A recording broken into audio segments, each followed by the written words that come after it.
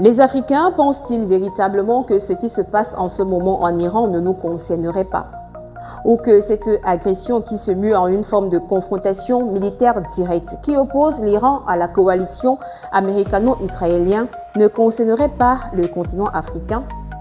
Depuis le 28 février dernier, date à laquelle Israël et les États-Unis ont décidé de perpétrer des frappes contre l'Iran, ils sont nombreux ces Africains qui effectuent des sorties pour interpeller d'autres Africains à ne surtout pas s'intéresser ou se mêler de ce qui se passe dans le cadre de ce conflit. Mais je voudrais vous préciser une chose. Les conflits dans le monde concernent d'une façon ou d'une autre le continent africain. Je suis également d'accord avec ces Africains qui pensent que lorsqu'il s'agit du continent africain, lorsque l'Afrique est confrontée à des crises ou à des conflits, les autres nations du monde ne s'émeuvent même pas du sort des Africains. Mais je voudrais vous expliquer ce qui arrive en utilisant une expression qui a été employée très récemment par le président du Burkina Faso, le capitaine Ibrahim Traoré, lorsqu'il parlait de l'hiver noir. Je vais vous expliquer l'hiver noir du capitaine Ibrahim Traoré en le paraphrasant.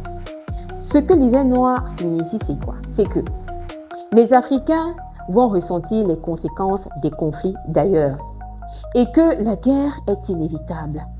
Cette guerre ne va certainement pas commencer par les Africains. Elle commencera ailleurs, mais elle va s'imposer au continent africain, donc aux Africains en l'occurrence. La guerre n'est pas toujours une confrontation militaire directe sur le terrain. La guerre est également géopolitique, elle est politique, elle est économique. Est-ce que les Africains sont suffisamment informés? Est-ce que les Africains se préparent? Sommes-nous prêts à cette guerre? Je vois également d'autres s'offusquer à la limite du soutien que certains Africains témoignent aujourd'hui à l'Iran, car l'Iran ne serait pas un exemple à suivre. Je suis d'accord également là-dessus avec vous. Lorsque nous considérons que l'Iran n'est certainement pas le pays qui respecte le mieux les droits humains ou les libertés fondamentales, qu'elles soient individuelles ou collectives.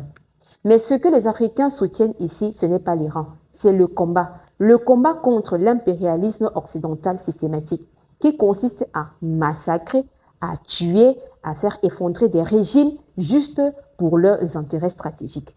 Et pour le cas de l'Iran ou pour le cas du Venezuela, il s'agit ici du pétrole, le contrôle énergétique. À chaque fois, les pays sont attaqués, agressés par les puissances occidentales et par les États-Unis en l'occurrence pour leurs intérêts stratégiques. L'Afrique est-elle prête? Je pensais pourtant que la frappe perpétrée contre le Nigeria le 25 décembre 2025, avant la fin de l'année dernière, était comme un signal qui devait interpeller de nombreux Africains. Lorsque Donald Trump a donné le quitus ou l'aval, l'accord de perpétrer une frappe dans la partie nord-ouest du Nigeria contre des groupes djihadistes appartenant à l'État islamique, disent-ils, pour ainsi venir en aide à une communauté chrétienne qui subirait systématiquement des exactions de la part de ces djihadistes. Mais vous et moi, nous savons très bien qu'il ne s'agit absolument pas de venir en aide à des populations, car aucun pays dans le monde ne frappe un autre pays étranger seulement pour le bien de leur population. Non, il s'agit ici d'intérêts et toujours du pétrole et de minerais stratégiques. Et cela vient se prouver, car il y a quelques semaines, les États-Unis ont annoncé le déploiement de militaires américains sur le sol nigérien. Ce que nous apprécions surtout dans le cadre de ce conflit en Iran, c'est la résistance du peuple iranien et qui devrait être une des leçons également pour le continent africain. Que ferions-nous un matin lorsque on nous dira « Levez-vous, la recolonisation a repris. Levez-vous, l'esclavage a repris. » Sommes-nous suffisamment forts? Sommes-nous suffisamment unis? Sommes-nous suffisamment préparés?